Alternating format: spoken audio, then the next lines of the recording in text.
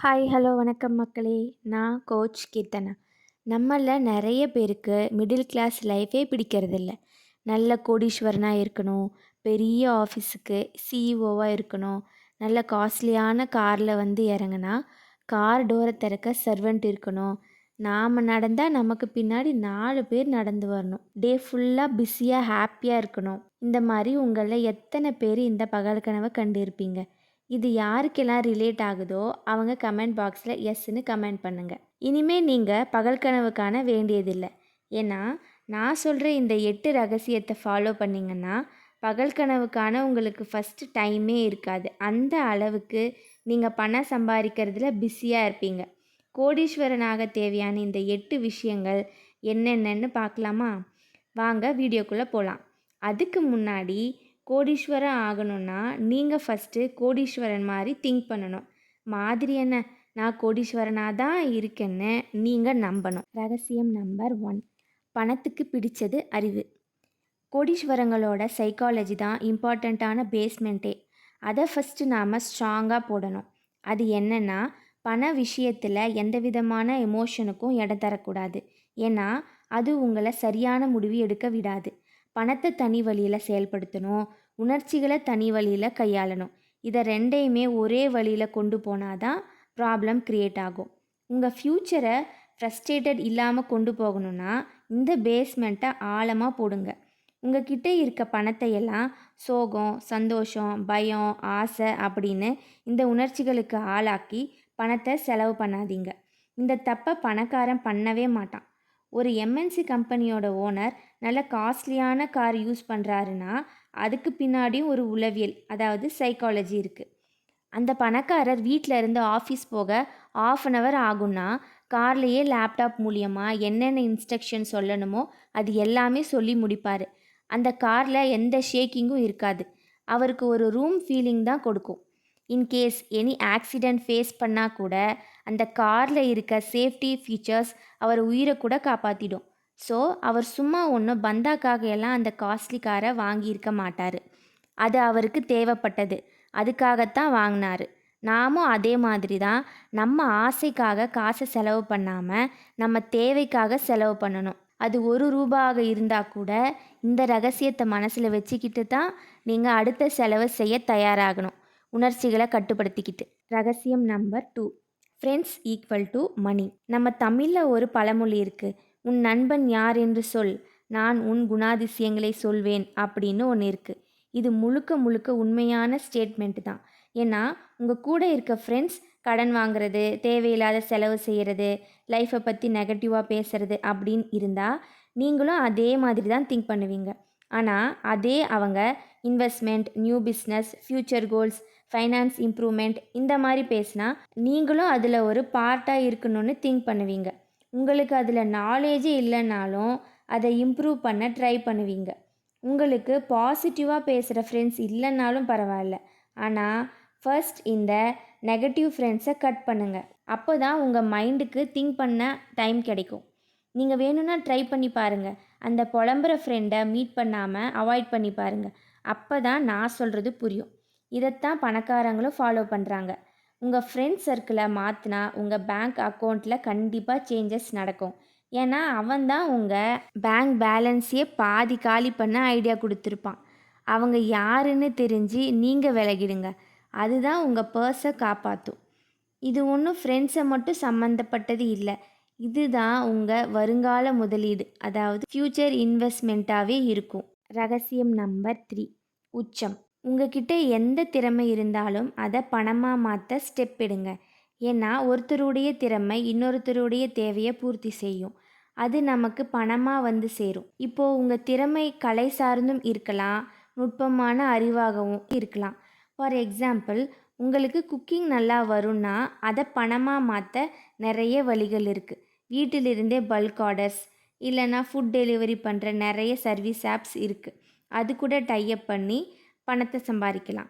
இல்லைன்னா உங்களுக்கு நிறைய ஊர் சுற்றி பார்க்க பிடிக்கும் அப்படின்னா டூர் பிளான் ஆர்கனைஸ் பண்ணி ஸ்டார்ட் பண்ணுங்கள், சோஷியல் மீடியாவை யூஸ் பண்ணியே. ஸோ உங்கள் திறமை எதுன்னு தெரிஞ்சு அதில் சிறப்பாக இருக்க என்ன செய்யணுமோ அதை செய்யுங்க. சும்மா ஏனோ தானோன்னு இல்லாமல் உங்கள் முழு திறமையையும் யூஸ் பண்ணணும். பணக்காரங்க செய்கிற விஷயத்தில் இதுவும் ஒன்று. அவங்களுக்கு இந்த தனித்தன்மையான திறமை இல்லைனாலும் அது இருக்கிறவங்கள பயன்படுத்தி பிஸ்னஸ் மைண்ட் செட் அப்படின்ற திறமையால் பணத்தை சம்பாதிக்கிறாங்க. அது மூலியமாக கோடீஸ்வரர் கேட்டகரிக்கு வந்துடுறாங்க. இதில் அவங்கக்கிட்ட இருக்க திறமை என்னென்னா எல்லாத்தையுமே பணமாக பண்ண முடியும். அதுதான் அவங்களுடைய உச்சபட்ச ரகசியம். ரகசியம் நம்பர் 4, பாதுகாப்பது. சரி, ஓகே கீர்த்தனா, திறமையால் பணத்தை சம்பாதிச்சா குயிக்காக மிடில் கிளாஸ்லேருந்து ஹை கிளாஸ்க்கு போயிடலாம் தானே? போகலாம். ஆனால் இந்த 4வது ரகசியம் தெரியாமல் போனால் போன வேகத்திலே திரும்ப வர வேண்டியது தான். ஏன்னா அந்த அளவுக்கு பணத்தை பாதுகாப்பது ரொம்பவும் முக்கியமான விஷயம். இது ஒரு ரகசியம் மட்டும் இல்லை, ஒரு கலையுமே கூட. நம்மக்கிட்ட பணம் இருக்குன்னு காட்டுறது, ஆடம்பரமாக எல்லாத்தையுமே வாங்குறது, இது மணி மேனேஜ்மெண்ட்டுக்கான ப்ராப்பர் மெத்தடே இல்லை. நீங்கள் சோஷியல் மீடியாவில் பல பணக்காரங்க இன்டர்வியூவை பாருங்கள். அவங்க வீடே பிஸ்னஸ் ஸ்டார்ட் பண்ணி 5 இயர்ஸ் 10 இயர்ஸ்க்கு அப்புறம் தான் வாங்கினாங்க. அவங்க வீட்டை ஒரு அசெட்டாக தான் பார்த்தாங்க, இன்வெஸ்ட்மெண்ட்டாக பார்க்கல. இன்வெஸ்ட்மெண்ட்டுன்னா போட்ட பணம் திரும்ப வரணும். ஆனால் லக்ஸுரி ஹவுஸில் பணம் போட்டால் பணம் வராது. மாறா அதை மெயின்டைன் பண்ண நமக்கு தான் பணம் வேணும். ஸோ கோடீஸ்வரங்க பணத்தை நிர்வகிக்க தெளிவும் அமைதியும் புத்திசாலித்தனத்தையும் தான் பயன்படுத்துவாங்க. அந்த பணத்தை எப்படி பாதுகாக்கிறது, எப்படி இன்வெஸ்ட் செய்கிறது அப்படின்னு கவனம் செலுத்துவாங்க. ஸோ மக்களே, மந்த்லி 20% சேவ் பண்ணுங்கள்.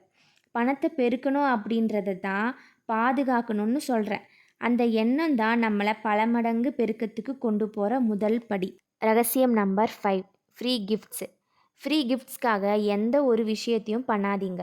அந்த பொருள் ஃப்ரீயாக வருதுன்னா அதுவும் உங்களுடைய காசு தான். ஃப்ரீன்னு சொல்லி தேவையில்லாத பொருட்களையோ விஷயத்தையோ பண்ணாதீங்க. இது உங்களுக்கு பெரிய ட்ராபேக்கில் தான் போய் முடியும். பணக்காரங்க இதை செய்யவே மாட்டாங்க. உங்களுக்கு ஏதாவது கற்றுக்கணுன்னா சோஷியல் மீடியாவில் இருக்க வீடியோவை மட்டும் நம்பி செஞ்சால் அது இன்கம்ப்ளீட்டாக தான் போய் முடியும். அதுக்கு டைம் வேஸ்ட்டும் ஆகும். இது தவறான முடிவை தான் எடுக்க வைக்கும். அதோட இழப்பும் ஏற்படும்.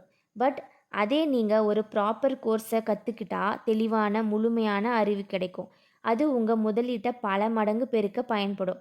தரமான விஷயத்துக்கு செலவு பண்ண தயங்கவே கூடாது.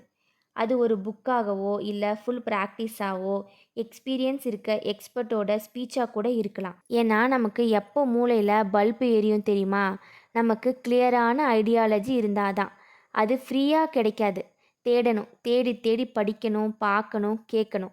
இதுதான் அந்த 5வது ரகசியம். ரகசியம் நம்பர் 6, கண்ட்ரோல். நம்ம ஐடியாவை யார்கிட்டையும் சொல்லாமல் நம்மளை நாமளே கண்ட்ரோல் பண்ணிக்கணும். இது ஒரு பவர்ஃபுல்லான மார்ஷியல் ஆர்ட் பிளான். உங்கள் ஐடியாவை ஃப்ரெண்ட்ஸ் அண்டு ரிலேட்டிவ்ஸ் கிட்ட சொன்னீங்கன்னா 2 விஷயம் நடக்கும். முதல் விஷயம், இந்த ஐடியா நல்லா இல்லை, தேவையில்லாத வேலை பண்ணிட்டு இருக்க, இதுக்கு மார்க்கெட்டே இல்லை, இந்த மாதிரி நெகட்டிவ் கமெண்ட்ஸ் வரும். 2வது விஷயம், உங்கள் ஐடியாவை காப்பி அடித்து உங்களுக்கு முன்னாடியே அவங்க தான் செய்யணும்னு பார்ப்பாங்க. இதையெல்லாம் தவிர்க்கணுன்னா இந்த 6வது ரகசியத்தை எப்போவுமே மறக்கவே கூடாது. பணக்காரங்க இந்த தப்பை செய்யவே மாட்டாங்க. அவங்க சக்ஸஸ் பண்ணிட்டு தான் பேசுவாங்க. அவங்களோட கவனம் பேச்சில் இருக்காது, செயலில் தான் இருக்கும். சொல்ல விட செயலே மேல் அப்படின்றத உணர்ந்து கண்ட்ரோலாக இருக்க முடிவிடுங்க. இது உங்கள் முன்னேற்றத்துக்கு முக்கியமான படியாக தான் இருக்கும். ரகசியம் நம்பர் 7, சேஞ்ச் மைண்ட் செட். பணம் குழப்பமான மனநிலையை நோக்கி போகவே போகாது. தெளிவான எண்ணங்கள் எங்கே இருக்கோ அங்கே பணம் கண்டிப்பாக வரும். இங்கே தெளிவுன்னு நான் எதை மென்ஷன் பண்ணுறேன்னா, proper mind set and discipline. இது இருந்தால் பணத்தை உங்களால் மெயின்டைன் பண்ண முடியும். அப்போ தான் பணம் எங்கே இருந்து வருது, எங்கே செலவாகுதுன்னு தெளிவான பட்ஜெட் போட முடியும். நமக்கு நடக்கிற வரவையும் செலவையும் டெய்லியும் நோட் பண்ணி மேனேஜ் பண்ணி பார்க்க தெரியணும். இந்த பட்ஜெட் மைண்ட் செட் இல்லைன்னா ஓட்டப்பானையில் ஊற்றின தண்ணியாட்டம் தான், அது கடைசி வரைக்கும் ஃபில்லே ஆகாது. நாம் எவ்வளோ தண்ணி ஊற்றினாலும் அந்த ஓட்டையை பட்ஜெட் அப்படின்ற டெக்னிக்கை வச்சு தான் அடைக்கணும். உங்கள் வீட்டை எப்படி ப்ராப்பராக மெயின்டைன் பண்ணுறீங்களோ அதே மாதிரி இதையும் ஒழுங்கமைக்கணும். பணக்காரங்க இதை கணக்கச்சிதமாக செய்வாங்க. ஒரே நயா பைசாவாக இருந்தாலும் அது கணக்கில் வரும். இது அவங்க பல மடங்கு பெருக்கத்துக்கு உதவி செய்யும். அதோட ராக்கெட் வேகத்துக்கு வேலை செஞ்சு செல்வத்தை பெருக்கும். அதில் எந்த விதமான மாற்று கருத்தும் இல்லை, இது உறுதி. ரகசியம் நம்பர் 8, ஹவ் டு அப்ரோச். பணக்காரங்க பணத்தை அப்ரோச் பண்ணுற விதமே கொஞ்சம் மாறி தான் இருக்கும். அவங்க பணத்தை ஒரு கேம் மாதிரி அப்ரோச் பண்ணுவாங்க. அதுவும் பயமே இல்லாமல் ரொம்ப சுவாரஸ்யமாக. ஏதாவது இழந்தாங்கன்னா அப்படியே உக்காராம அடுத்து ஜெயிக்க போவாங்க.